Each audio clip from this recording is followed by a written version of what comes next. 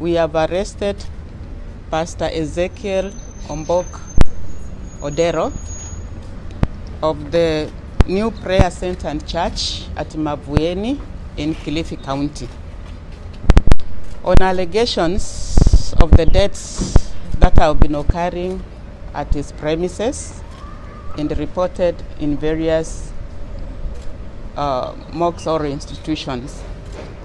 We've also taken action and closed down the prayer center going forward. So we are urging and giving information to the public that prayer center has been closed down, and whoever was in there has been cleared out.